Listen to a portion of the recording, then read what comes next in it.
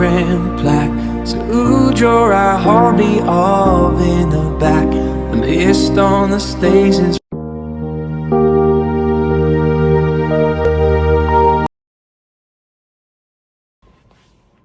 Hey guys, Ryan here. Welcome back to the channel. As you guys know, today is Monday and today is also Memorial Day. So I wanted to start by kicking off this episode by saying again to all the brave men and women and especially the families, thank you for everything you guys do for this amazing country. It does not go unnoticed, as well as all the brave men and women that have paid the ultimate sacrifice too. We want to thank them and their families as well for making this a great country, guys. Just to think about the brave men and women that every single day they put their lives on the line. They put the job on the line. They go out and do a job that a lot of us would not be able to do, and it's a very dangerous job, might I add on top of that. So I just wanted to say two words, and those two words are thank you for your bravery, for making this a phenomenal country to live in, yet alone the United States is the land of opportunity. And I'm very, very blessed that I could do a YouTube video every day for you guys and actually feel safe where I'm doing it. So again, thank you to all the brave men and women who defend this amazing and great country. Of course, thank you to their families as well. They definitely deserve a shout indeed. So from the bottom of my heart, I love you guys. You guys are the real heroes.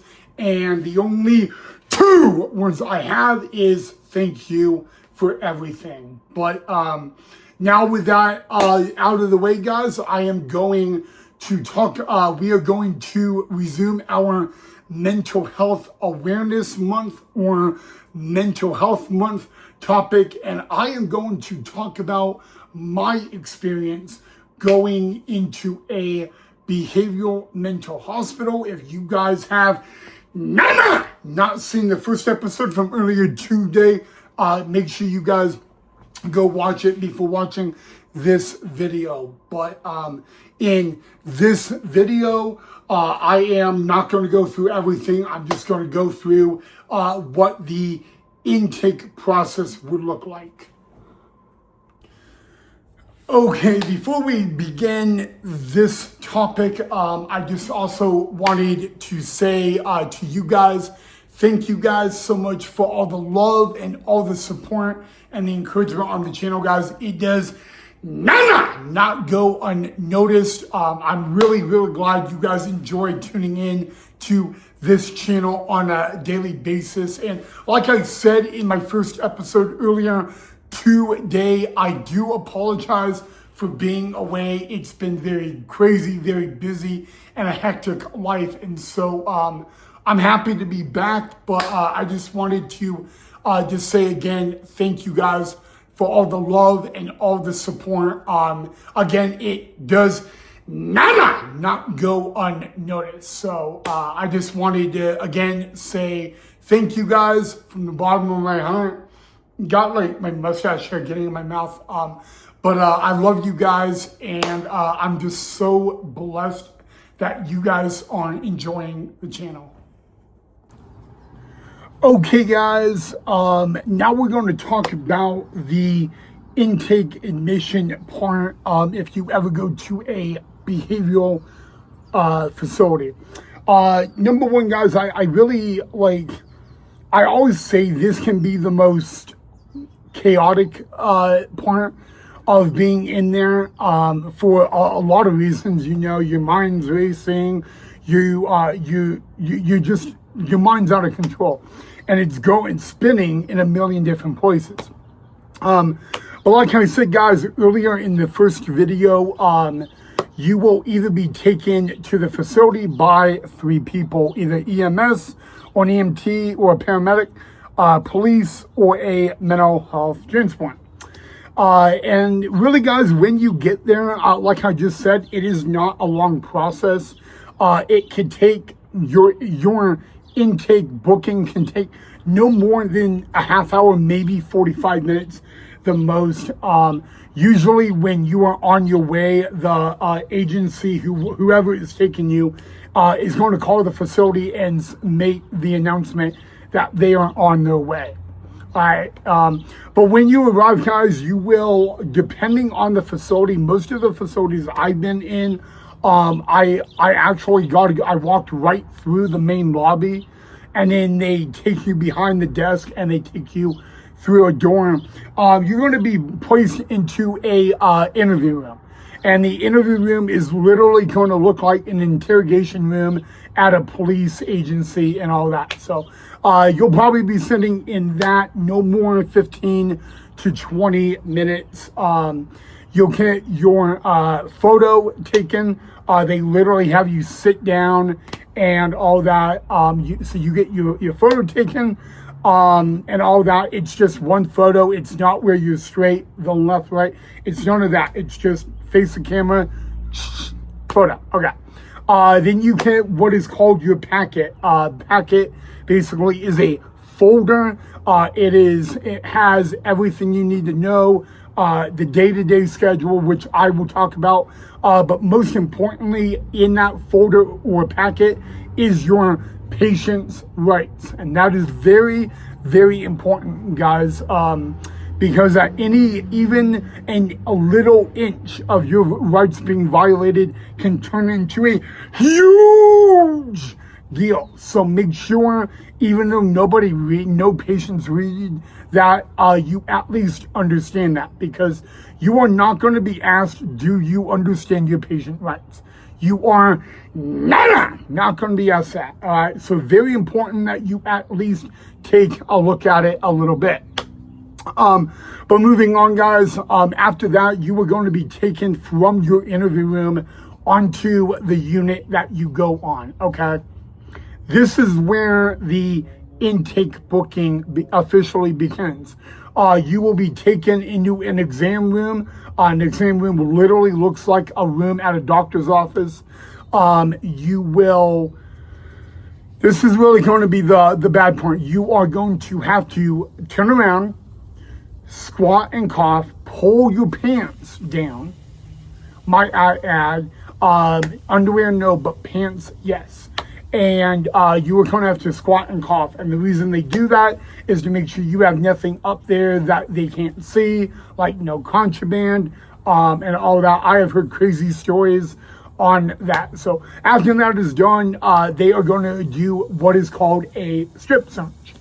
You take your pants off, clothes, all that, except your underwear, you keep that on. And all they're looking for is tattoos and any marks. Literally, a bruise on your body does get written down. They take everything into account. When it comes to tattoos, they look at it as, is it a gang tattoo? Is it this? Whatever, okay? Very important, all right? After that, guys, they do another search throughout the mouth, make sure you're not hiding anything. And then they ask you the medical questions. And these are not mental health psych questions. These are like, are you diabetic? Do you have asthma? Do you have any medical condition that we need to be aware of? Okay. So after that, guys, you're taken right back out to the unit and you are placed in another interview room, okay? This is an interview room where you will be in an interrogation.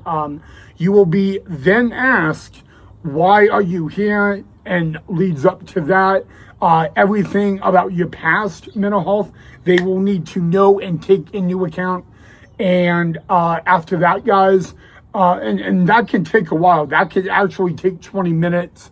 I think the last time, back in November when I was in the facility, that one took 45 minutes alone.